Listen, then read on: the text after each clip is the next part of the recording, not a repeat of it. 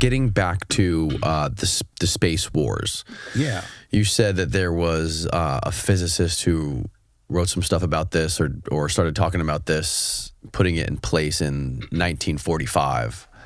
And are we talking about like putting nuclear weapons in space? Is that? Well, it was certainly discussed. Yeah, absolutely. Yeah. I mean, when the space wars began, once the Air Force was established, and again, they became the principal budget holders for all of this, somewhere in 48 or 49, they stood before Congress and presented their budget for the space war program. And in that budget, they said that they wanted money to research space platforms. They wanted money to research space weapons. They wanted research money to work on space vehicles. All of those things were put into that budget. That budget was kind of rolled up as something that when NASA came into existence, they got their initial money, but as NASA was rolled into the program, in my opinion, as a diversion. I mean, both programs had their agendas, and there was certainly sharing of knowledge and technology, but they were independently operated, and one had the objective of preparing for war. The other had the objective of smokescreen that this is an effort for all humanity, right? We're all going to go to the moon. And we hope our brother cosmonauts can get there as well. We just want to get there before you. When you say the NASA part was a smokescreen, do you think that was deliberate? Oh, absolutely. Or do you think that they actually believed that? Oh. They didn't know what the left hand was doing. I believe they didn't know. I believe that they knew that if they could get the American public to focus on the space race and not the space war, far less questions would be asked. And again, as I said to you, as that space war began, whenever we take a break here, I'll pull up an actual animation that will show you that from 1945, how the number of reported sightings of UFOs and encounters and blah, blah. Really? How that increased exponentially starting in 1945. As the space war thickened, because we've been, in 1968 out at Edwards Air Force Base, we were testing lifting body aircraft. Lifting body aircraft mean aircraft with no wings. Mm-hmm. In 1968. Are you talking about like the things that we got from the Horton brothers? The Horton brothers developed that thing that looked like a flying saucer with no wings on the top left. That's too new. You're looking at some of those are probably some of those aircraft, but these were. Look at that! It's beautiful. It's kind of like that Indiana Jones movie. Yeah. Oh wow. Oh, that is a lifting body, but that's not. See, the fact you've got an artist concept of that, that's a great project. So that's incredible looking, dude. I've never seen anything like this before. Wait here, and I'll show you. Ooh. Wow, look at that. Looks like a space shuttle, like a futuristic space shuttle. It's called Dream Chaser, and they've still got it, but it's gone to gray now, which means it's not a black project that anymore. means it's declassified or what? Yeah. Okay. So, but look at it. It has a re-entry. It has a re-entry speed of 15,000 miles per hour, Mach 20. Wow. Now, if you are a pilot who is trained to recognize enemy aircraft, and you are not trained to recognize secret aircraft, whether gray or in a black project, and you see that coming down out of the sky at Mach 20, when you're flying Mach 3.5 and you can't see wings and you cannot see a power plant in that, you don't get a thermal image, what are you to think?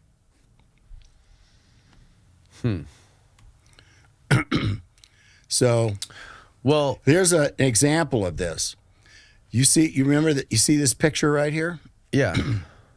Look at the profile of that picture. Okay. Okay. It looks like, what does that look like? It just looks like a, It looks like that yeah, it does look from like the ass end.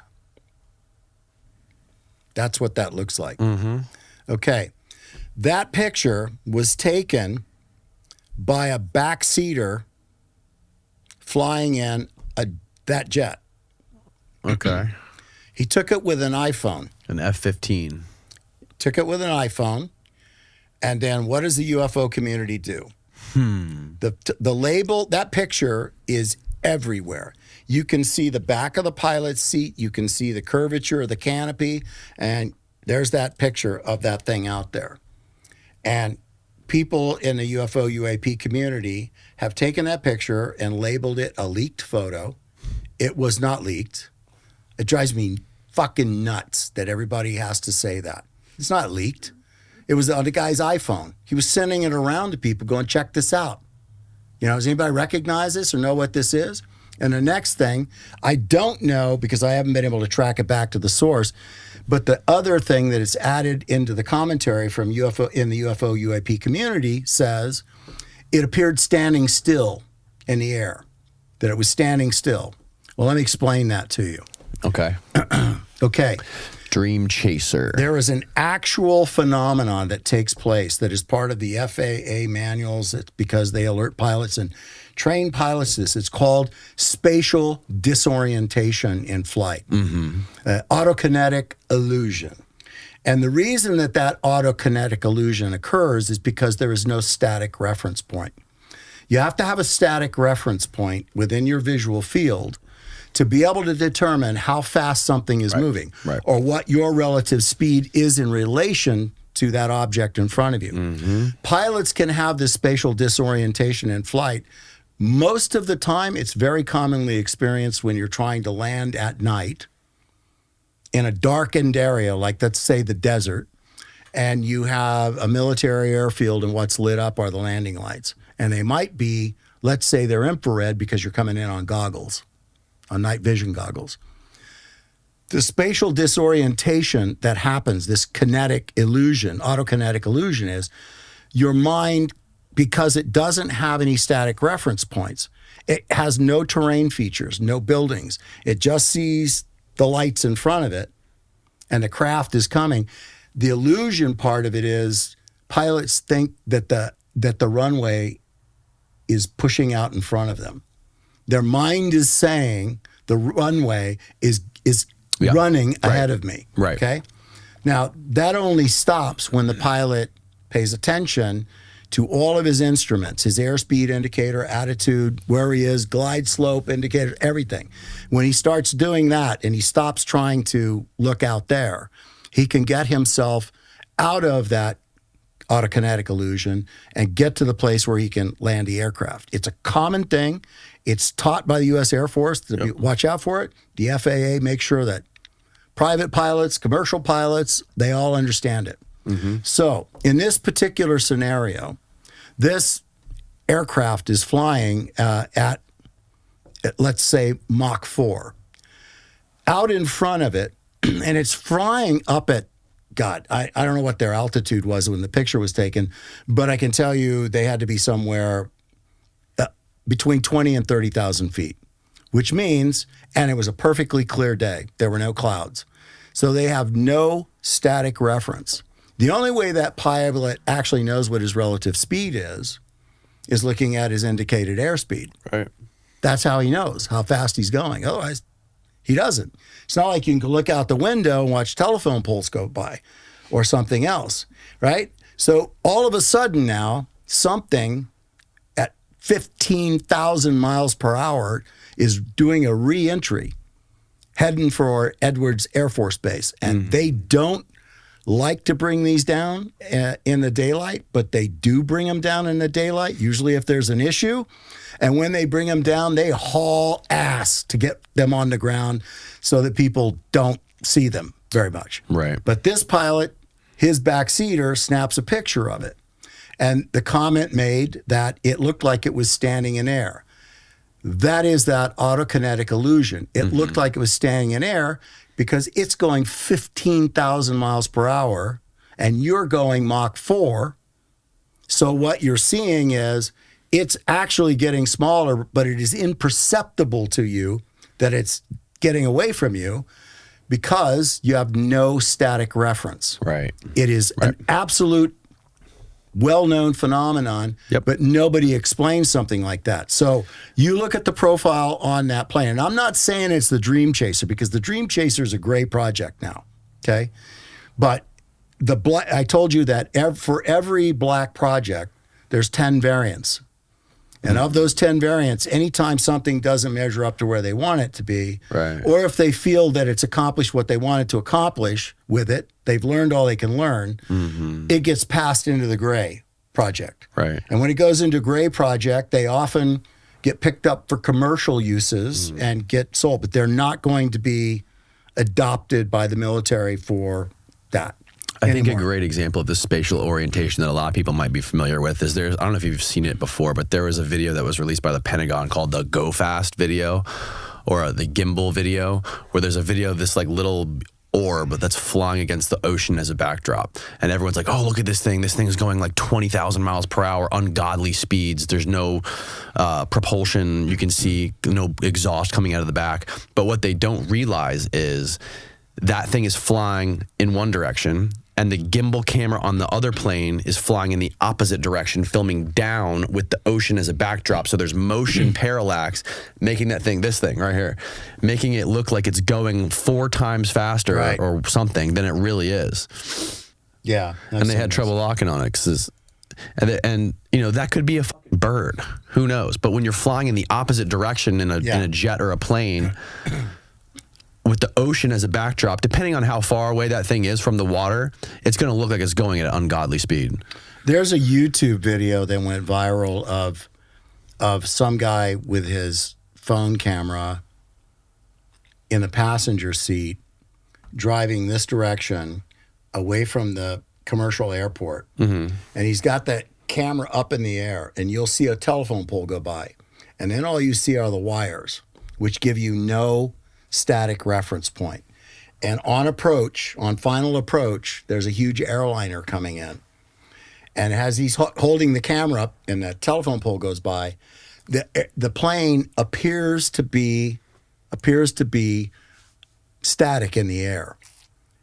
And then a telephone pole will go by and you'll get a quick glimpse of reference that it's actually going that way. Right. And then the wires come back, no static reference again. So it is totally confusing to the mind, the autokinetic illusion.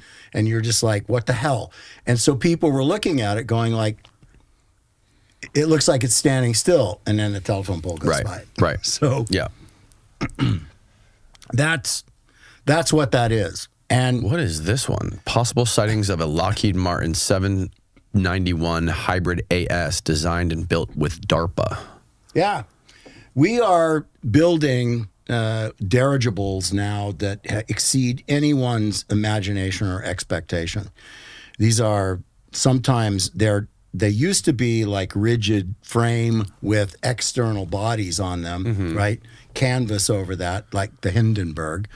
But now they're doing that, but there are other models that are rigid body. So they're building out balloons. Yeah, well, if you want to call them that, right. And they are rigid body, and they have stiffening capabilities built into the outer skin of the aircraft, and they have new synthetic materials, composites that are being built that create the skin on these things where they are not collapsible. As part of the space war effort, they are building balloons. I mean, they are building these things that are far greater than these. I mean, here's some more of these you can see. That too, if it were looked at in the same way, would have looked like that. If you were looking at it in the same, see, there's the actual backseater photo. See how far out that thing is? It's right there. It's right there. That's it. That's why. Oh, shit. Golly. That's how far out there it is, and everybody, that's the picture. I blew it up for the purposes of showing you what it looks like. But look at the contour of the thing, right? Yep, it looks almost just like it. Yeah, it could, yes. And it looks just like the Dream Chaser. And it also looks like about 5 other of these aircraft that are in development or have been cast off to gray. Oh, God. Is this the Phoenix Lights? Yeah. Okay, so here's what happens, in 13 March 1997. This large, in 1997, this large V-shaped craft with 5 spherical lights, a light in the nose and 2 down each side of it on the undercarriage. It's observed between 1930 hours and 2230 hours. It's described by witnesses as stationary or slow moving, and it is traveling across a 300-mile of space from where it was first sighted, 300 miles from Nevada across the state line to Phoenix and then on to Tucson, Arizona. And thousands of people observed this craft, thousands of them. Hundreds of reports made to law enforcement agencies and media outlets. Okay? The observers, they are describing this craft as a huge 60-degree carpenter square with 5 spherical lights. Well, a carpenter square is 90 degrees. So that already tells you this is a modification for some sort of a purpose. This craft is so low that some of the observers ran up to high ground in its path and were hitting it with rocks and tennis balls as it went past. People reported doing this? Yes. They were hitting the bottom of the craft because they were shooting like tennis ball cannons up at it. What? Now, if you really thought that was an alien spacecraft, you've got a pair of cojones on you to go out with a tennis ball cannon and start shooting tennis balls at the aliens as they're flying past you. But that on the right is what the craft looked like. Okay, explanations given by the military, and this is important. Operation Snowbird at David Monthan Air Force Base. Training of Air National Guard pilots, A-10. They were the A-10 Warthogs, right? The Thunderbolt II aircraft. And this was confirmed by the Maryland Air National Guard. There was a pilot, a lieutenant colonel, speaking, as part of this explanation given by the media. The static lights were due to the aircraft not having to use anti-collision lights, according to a spokesman for the FAA. Now, the FAA says to the press, the public, that there were no anti-collision lights on this aircraft because the military does not have to turn anti-collision lights on all the time. But wrong answer. They cannot fly in civilian airspace without anti-collision lights on. They can fly on military reservations without anti-collision lights. Anti-collision lights are the blinking red, right? And white or green lights you see. Yep. That tells you whether the aircraft, when you look at it, it tells you whether the aircraft is coming or going away from you. It allows you to see it where it is in spatial orientation when you're flying in and around it. So, Steve, pull up a photo of the Phoenix Lights. If you just type in Phoenix Lights, it'll show you like the pictures and videos people took from the ground. All right. Yeah, look how big that shit is. Yeah. Well, I'm going to get to that. God. So they also they said it was they were illumination flares that had been dropped from the AC. From the A-10 Warthogs. What was the media's official explanation for this? They didn't have one. They passed on these points that I just showed you.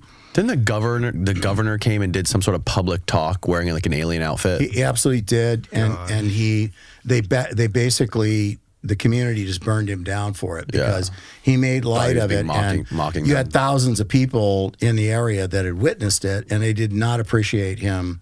He first started off being very supportive, but somebody told him, to shut your mouth and, go sit down and make a joke. And so he did. He did what they told him to do, and it really cost him. People were very, very angry about him doing this. Did he ever say who told him to change his mind on it? No. No. Not that I'm aware of. He did apologize. I remember that many years later. Many years later. Yeah. So here's what this thing is. It is an aerospace orbital airship. They began building and testing these in 1964 as part of the space war, not the space race. They are building these balloons to be capable of achieving hypersonic speeds over Mach 3. I know, because you're head up to heights of 400,000 feet. Why are they going to do that? These are surface to orbit transport vehicles. They are building they're building balloons that will serve as, they aren't even really balloons. They have fabric that's self-sealing.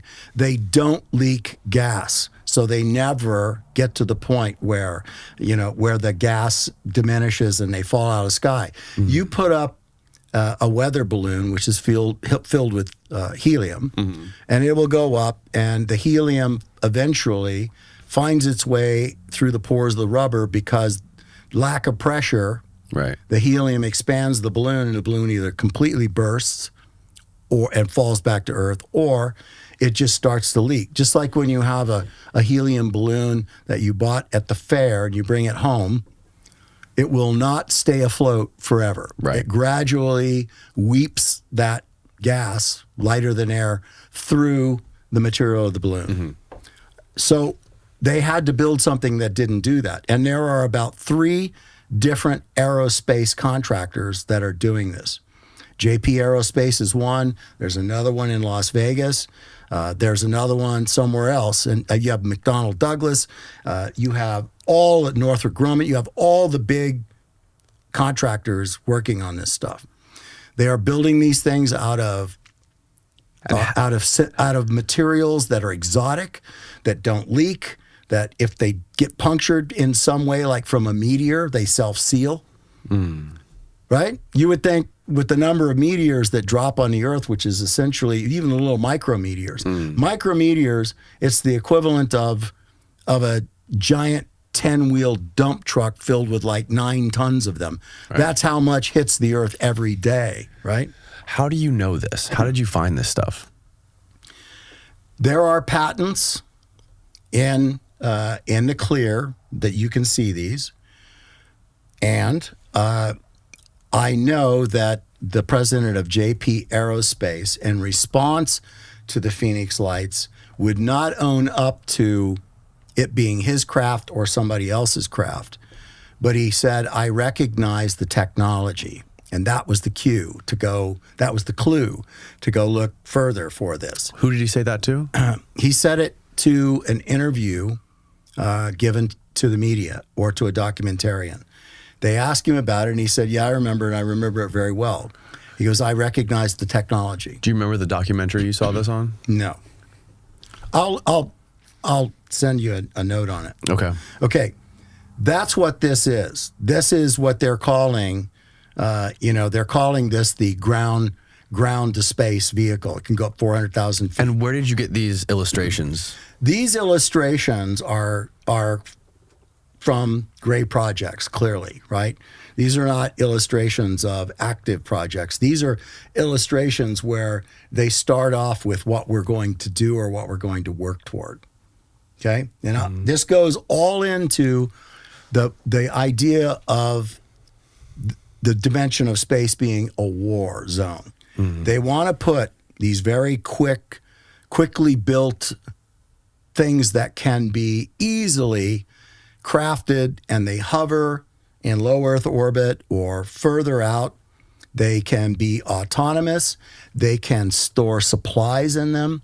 They can be a functioning space base in them. They're massive.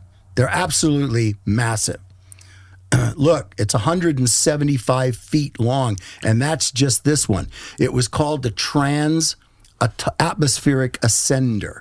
And there's a A26, 36, an Ascender 90, and one called the Ascender 175. And you found this in a patent? Well, I think the patent is in the slide deck here. Okay. Yes, that was the start. Okay. There are two clues. One was JP Aerospace's president saying, and these are JP Aerospace's craft, the Ascender series. Oh, wow. And the idea is to pick up materials, pick up parts, weapons, ammunition, supplies, people, whatever they need. So and people to can take be them up. inside this? Absolutely. I'll show you. This is the space station, solar powered, constructed, and you can see the one on the left and right. These are. You can see the Ascender comes up, drops off cargo, picks up passengers, picks up something, waste or whatever it needs, and it goes back down again. And they plan to put these everywhere because if you are going to control the dimensional space with static stations, nobody's going to build another mirror up there. That's not going to happen. It's too expensive, takes too long. They can turn these things out by the dozens, right? And put them up there. And they are massive. That center core in the middle of the one on the top right, the red, where you see the red, Right. that's as big as a basketball stadium. Jesus. And you have the patents for this in the slides. Yeah, there. Look down at the bottom right photo. You see the man standing next to it? Yeah, that's enormous. Give you a little bit of scale, right? Mm-hmm. Okay. And that's just this is one that is clearly not even classified yet. It's a gray project. That's how somebody gets a picture and tosses it out there. Mm-hmm. But what flew over Phoenix that night was our creation, and they believe that it probably got off of its tether. You know, they fly them. Mm-hmm. They don't fly by wire. They fly them through radio control to test them. And it had nobody on board, but it got off the reservation, quite literally, came across the Nevada state line, coming from Area 51, drifted all the way to Phoenix and then Tucson, and everybody was like, holy shit, we got to cover this because we don't want people to know that this is what we're doing. But to everybody that wanted to see it as a UFO, which I guess technically it is, but it's not otherworldly. I think if you were to statistically look at and compare the number of sightings with what is probably actually us, Holy shit.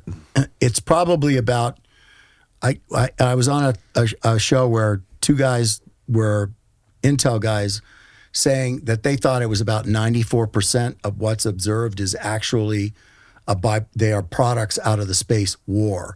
And I said, I think that's a very conservative underestimate of that. I think it's probably closer to 1998. On the drive. Click on 98%. that one, yeah. Yeah. Click on that, yeah. We talk giant V-shaped airships, space in the Phoenix Lights with JPL. Yeah. Click on that. This is an interview with the founder of JPL. There you go. Oh, There we go. Look, there's the same images you had. yeah. I mean, even the CG render. Wow. Yeah. What kind of stuff were people seeing, or did you see when you were remote viewing off-world targets? There's an entire array of that. We should do that as a separate thing. But, I mean, remote viewers were describing this seeming like a capillary system that was moving, negative and positive. And that's a very, very simplistic perspective, but balancing the universe like a capillary system. Probably 20 years after that was being already perceived by thousands of viewers that were working those targets, on the cover of Scientific American, there is this concept sketch showing this flowing like a capillary system in the universe that's moving, energy from one place to the other, and it's put in there and portrayed as this lime green against the black darkness of a of a universal cube, of a universe cube. It's a cubed universe, for illustration purposes, and it has this capillary system in it that looks absolutely like a lymphatic system in a human being.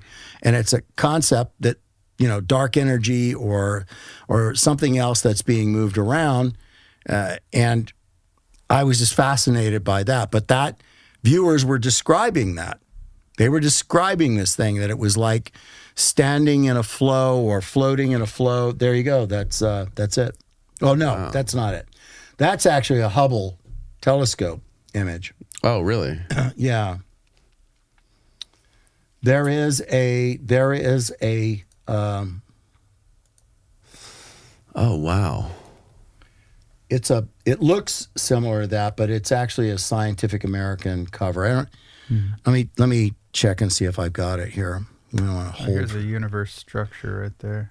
There you go. Yeah. So the universe. Oh, that's Very bizarre. similar. It is very much so. Let me see if I have this. What did you guys find on the dark side of the moon? Nothing. Nothing. Damn it. I never had anybody do it. Oh, really? And there wasn't anything significant from, There was nothing. There were craft and there were beings that, many people over the decades have described them like Vikings looking things, but giant, very large and muscular, and, a wall that was much like what's behind you there in the sound foam, but they're touching the wall.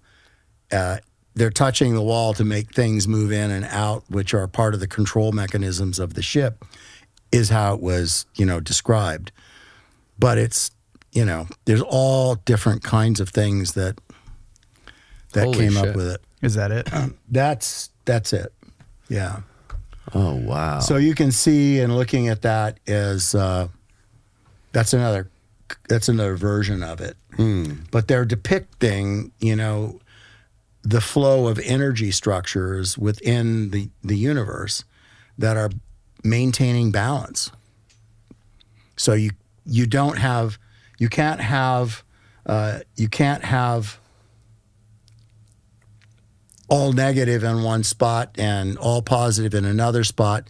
To put it in lay terms, the lymphatic system is balancing it. This lymphatic or capillary system is balancing things in the universe. And the viewers, their perception of it is, as they're detecting, coding, and objectifying, is their sense is that they're actually standing, like being underwater and being in a current flow, a directional current flow. And then there are pieces of things that they perceive that go by them, and they all perceive it somewhat similarly, and others, it correlates, and some of them are, completely a fabrication of their own, how they're perceiving it. Imagine being a human being, finding yourself perceiving that. How do you describe it? If you don't have anything in your experience database, right, something you've actually encountered or experienced and have knowledge of, you lack the language to describe it. So your brain does the best it can with what it comes up with.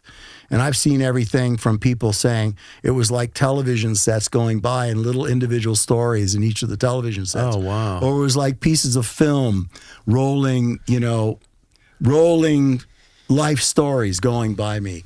I mean, everything from that to other people calling it, a cosmic hot tub because Wow. of the vibration they felt in their bodies as they were standing in this. And all of these manifestations of pictures of, them sketching themselves, like trying to maintain balance there while all of this strong current of energy flow is coming at them. And then they're showing it, bifurcating and bifurcating again and moving off in different directions. It's fascinating to see this. Again, the only time we've ever had some sort of a confirmation of that, other than the correlation that comes over the years, over the decades from thousands of viewers doing the target, is just a correlation of the data and Right. sketches, et cetera. But then when Scientific American coughs this up, and it's an artist concept based on new theories that are evolving and what this is and what it might be and what it might look like.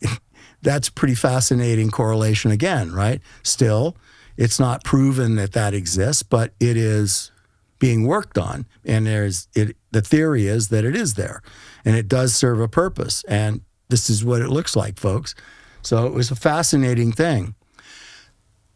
And it just rolls on. I mean, there are dozens of different kinds of civilizations described. There were dozens of different kinds of beings described, but there were no grays. And by God, I am not going to get in a pissing contest with some UFO dude over whether or not, I'm not going to go defend my comments. I couldn't. First of all, I couldn't care less. I mean, I had nothing to do with that thing like that. And I'm not going to tit for tat with some guy because he wants to pick. He has a bone to pick with me about grays. It's like I couldn't care less. Do you know if there are still any active remote viewing programs going on, or was that all kiboshed? Here's what I will say is that I'll tell you what I know. I know that the intelligence collection methodology that was utilized in the remote viewing programs held its own and served its purpose. Did it have detractors? Of course it did. It's a very controversial intelligence collection methodology. Mm-hmm. But every intelligence collection methodology has its weaknesses, all of them, especially things like human intelligence. Mm-hmm. It can be misinterpreted. It can be misinformation. It can be an outright lie. It can be total confusion. It could be anything. And there are 35 different intelligence collections methodologies now that are in play that include, cyber intelligence and sat intelligence and photo electronic and you name it. And still human is there. Human is there. As fallible as it is. Human intelligence put us into a war in Iraq. It was used to put us into a war in Iraq. And it was fouled and it was wrong, but it was accepted and utilized to spin us into a war in 2003. So, remote viewing was neither, more accurate than any of the others, nor less accurate than any of the others. All of them are subject to human interpretation, right? Mm-hmm. No matter what it is, it has to be looked at by an analyst and interpreted and value given to it or not. So all of those intelligence collection methodologies, they all have their ups and downs. They all sway with the pulse of what they're being asked to look at and the skill sets and devotion of the analysts that are working the data analysis for the customer.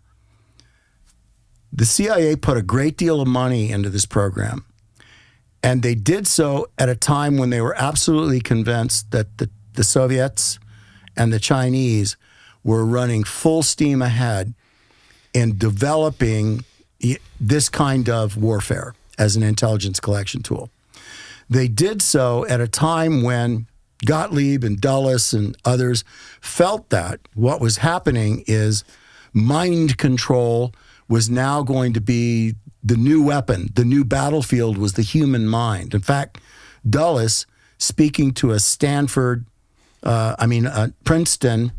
Princeton University alumni group, stood up and said the new battlefield coming before us in the 70s and the 80s and in the 90s and beyond is the battlefield of the mind. Mm. And the world is trying to find ways to control the human mind and to infuse ideologies into the human mind to be able to diffuse a national ideology and identity and supplant that with another national ideology and identity.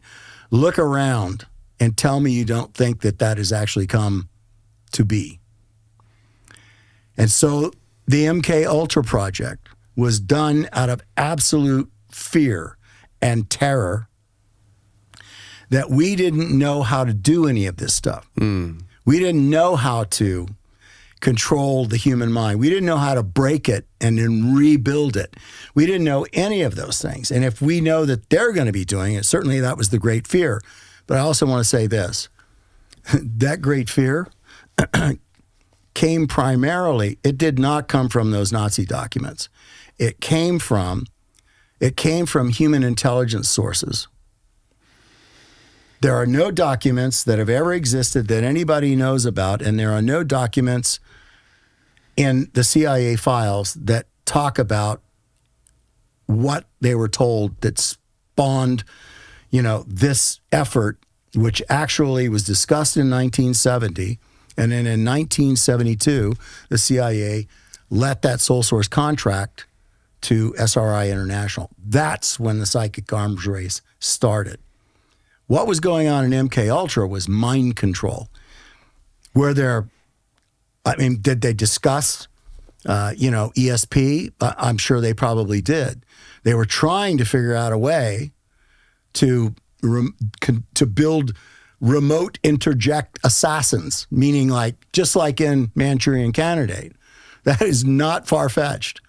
And they had indicators that the North Koreans, through the Chinese, that they were working on these things. And that fear rocked their world. And these are the guys that are supposed to protect us. So what are they doing? People look at them and go, well, what assholes, that they did this. We asked them to do that shit, to do those things. Now, do we ask them to use unwitting, non-compliant experimentation on human beings? Absolutely not. Those were subcategories of their major categories of their sub-projects, they called them. And those sub-projects, they crossed a line. And they were doing unwitting experiments on unwitting people. Right. And that's outrageous. But you have to understand their motivation for it was not a maniacal, nefarious motivation. It was a great fear that they did not know what the Soviet and the Chinese knew. Mm-hmm. They did not know that.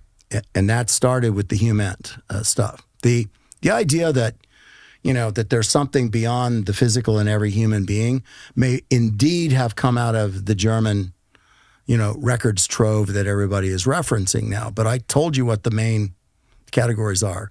Folklore, an atlas of folklore, and, another, discussion and dialogue on Britain and other places within Europe and what's happening, the Norwegian thing, where they were trying to get a joint science project there to study language and culture, again, supporting this Aryan ideology that was big in Nazism. If you read that book I told you to read, or suggested you read, you'll see all of this. And the dowsing project was just, this whole idea of the occult being strong within the Aryan culture and within all of the elements of government and other things in Hitler's Reich, Hitler's Germany, is just not accurate. So if you were to guess, you would say, no, we don't have a current active remote viewing program going on today. Yeah, and thanks for bringing me back to that, because we did venture off. I think we do. Oh, we do. My point that I was trying to do with the backstory was to say that it's too much money and it's too much time, and it's as effective as many other intelligence collection methodologies. I do not for one second believe that it has been shut down and not ever used again. Can we use that remote viewing to figure out who built the pyramids? No. Damn it. Because you don't have any empirical evidence. You only have anecdotal evidence. I mean, could you get a team of remote viewers together and work that in the blind as a target? Yes, you absolutely could, but it has to be done correctly. You have to have a team. They have to be isolated or insulated from the target from the target or the target data or the purpose of the target, and they just get a limited target briefing. And so in the blind, either CRV or ERV, they do their work. They capture their sketches, so they have verbal, visual, sensory data that they perceive. And they can have, in a good session with a trained viewer, they can have upwards, if they go all the way through stage 6, they can have 45 to 65 pages of data. Wow. And so they can have several hundred or exceed, pushing 2,000 data points. And then the process is trying to take the data points of all the viewers and see how those cluster together, because what you're trying to get is you're trying to get patterns established. You're going to see clusters of data that match, and then you're going to see highs and lows and outliers that they're still counted as data, but you give them less statistical significance. And when you put that picture together, then there has to be a program manager, which is typically me these days, sitting down and assembling the data to create the picture. So when you see what we're doing on History Channel, on Beyond Skinwalker, you're now seeing what are called enhanced aggregate sketches and all those kinds of things, because we're taking the sketches and the components that are coming from all the viewers, and the producers are looking at it with me and going, yeah, this, and yeah, like we want that, and this one is meaningful to us. Because let's face it, not everybody is a good artist, even as a remote viewer. Some are far better than others, and it's always the ones that are good sketch artists that, people perk up and look at. But having been a guy that's taught so many people for so many years, I look at them all and see value in all of them. And I don't care if somebody is able to draw a very elaborate, box, and somebody else can barely draw a square. I mean, to me, as an evaluator, an analyst in that respect, they work. But now what we're doing, so that we don't have individual viewers laying claim to what shows up on air, because that is not what I want done. I don't want that, and they do that. So if they see the show airs, they're firing up the social media and going, right here at 16:29, that's my sketch. It was a group effort. It was a team of 70 viewers or a team of 35 viewers, and everybody provides valuable input. So it's important just to understand how we're doing and what we're doing it, and understand that with that, we can give a lot of really good information. And in this case, with Beyond Skinwalker Ranch, it ends up being information that they really like, because it gives them an answer, even if it's, if it's an anecdotal answer or a team-derived answer or a visual, because they have so many unknowns there when they're doing this research. Like, why is that happening? I don't understand that. This gives their viewing audience at least some version of what it might be. We're not ever going to say it's accurate or that it's absolute or that's what it is. Yeah, it doesn't pass the scientific method, but it's still fascinating. It is fascinating, and it won't let you down as long as you follow the rules of it. It won't. So I just got to imagine if I was you and I had spent decades in these top secret remote viewing programs, I would have wanted to know who built those pyramids and how can we at least go out and get some anecdotal sketches, or just let's just get 5% there to the answer, even if we can't get the full scientifically proven, answer. Sure. How would we do that if we wanted to?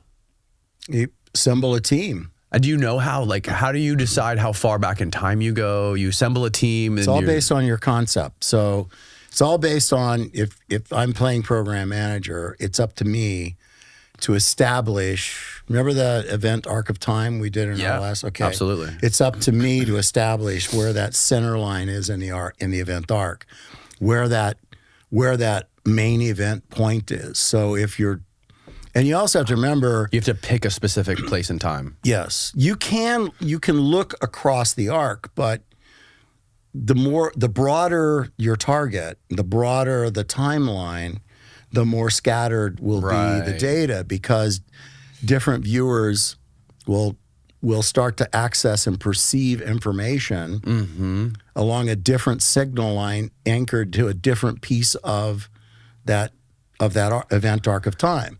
Okay. So some of them may see it when they're laying a foundation. Others may see it when they're, laying the top corner, stone on or something else. So you need to pinpoint to a specific time, make that your concept and make it very strong. And that's how you assign the coordinates. They are based on the concept of the target in the mind of the individual assigning those coordinates. So if you picked a target of, say, 20,000 years ago on the Giza Plateau, at where the Great Pyramid of Giza is located right now, you would be able to hold that in your mind and somehow aim these targeters, or you're the targeter, but you would aim the viewers towards this specific time and location, and then they would come back to you with scattered data. It may not land on exactly 20,000 years ago. Some of them might be 15,000 years ago, or yeah, exactly. That's the theory of how it works. And what do you tell them specifically? What you tell them, especially when you're doing it in the blind and you have them isolated, you give them a target briefing, and you will say, if you have a really experienced remote viewing group, they've gone through CRV, ERV, and they have years of targets under their belt. You could give them kind of a limited front load, and what that means is you could say, this target is backwards in time. You don't want to do that to new viewers because it starts their imagination rolling, and they cannot get out of the way. They will run over themselves throughout the entire session because backwards in time, So then they immediately start going to period costume and other stuff. You have to be careful with it. It's why the isolation, working in the blind, limited front loads to only experienced viewers, or if there's a purpose in giving a limited front load, but something like that. And I think 20,000 miles will put you back in the dirt. I don't think anybody 20,000 years. 20,000 years. I don't think anybody was there at that time. So, we're only talking about 4,000 years ago, 5,000 years ago. That's when they think that they were built. Yeah. 20,000 years ago? No, they think they were built 2,500 BC. Oh, okay. Well. But I don't know how that's what deep you've dove into it, but I've had people 4,500 years ago. So that's like the academic accepted Egyptologist theory on it. But we don't have any evidence. The only tools that we have evidence for 2,500 BC is stone chisels and pounding stones.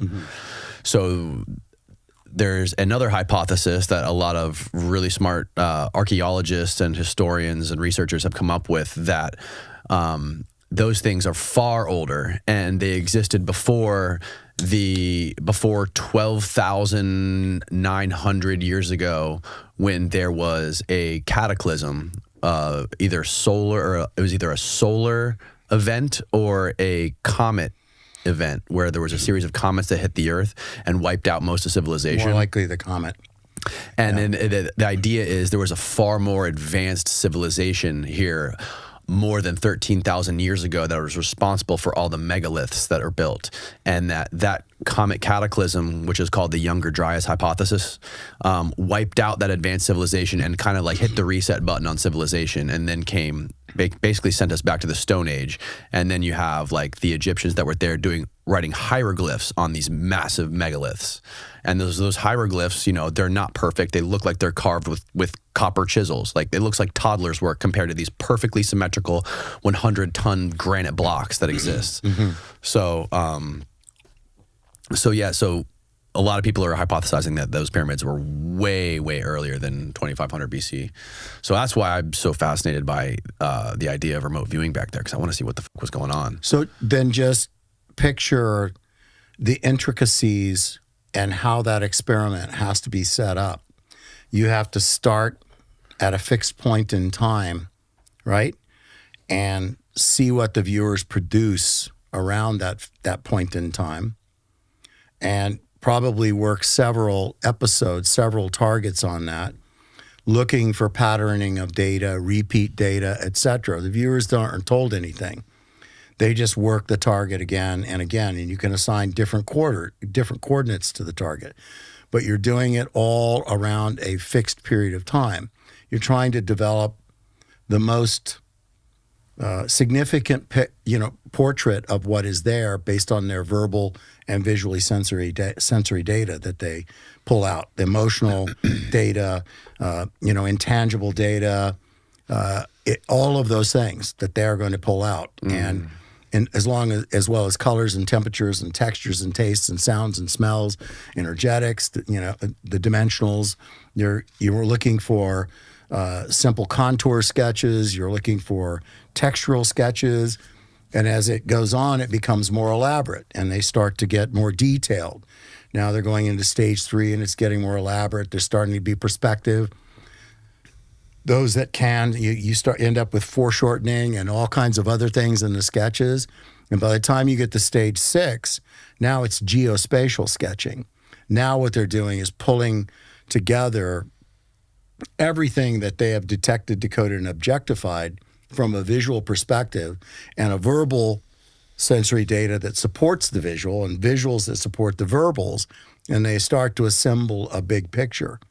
And after you did, 3, and I suggest 3 because then you have some statistical relevance by having that kind of sampling from that group, and you're doing it 3 times at the same target, but you're changing the coordinate of the target, but the intention of the target stays the same. That will probably sound confusing to you, but just trust me. You're sending them back into the same swimming pool, so to speak, but you're basically putting them in, telling them to get in different places. Interesting. And what they would come out with then paints a picture, albeit anecdotal. You can measure it against whatever known quantifiable attributes are available from an archaeological perspective. And then you would have to give them some time to shake it off, and then your experiment continues. Now you may want to go back 1,000 years. So the intention of the next target series is back 1,000 years. Same place, back 1,000 years. Now, theoretically, and having done it, it'll not to the degree we're talking here, but it would get back, you would go sliding back incrementally to the point where it wasn't there anymore, right? Right. You get to the place where it doesn't exist, or you get to the place, you're trying to find the edge, the edge in the time arc where the construction begins. It's like you're blindfolded, like trying to feel around the room to figure out what's where. Yeah, except you're seeing with non-physical eyes. You're perceiving. They perceive textures, and it all depends on. It depends on their modalities of perception. There are a number of modalities of perception. You can be tactile, you can be auditory, gustatory, you can be visual. There are a bunch of different things that are in there that they can be.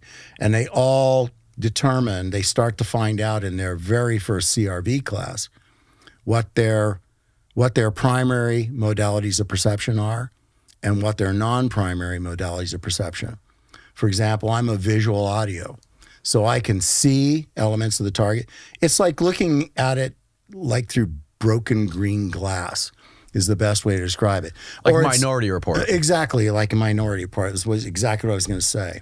That's the best remote viewing movie that there ever was. Unintentionally, or do you think they knew? Well, I don't know. I have no idea. But they had, 3 precogs? So what's the first rule, in remote viewing? Or second rule, right? You never trust the results of a single remote viewer operating independently of other remote viewers, meaning you have to be a team. If you're trying to use one person, nobody is accurate all the time. So then you have no way of knowing unless you're trying to calibrate them and track them over time and know on calibration targets like test targets. So you can tell whether they're going up in their curve, in their performance curve, or coming back down again.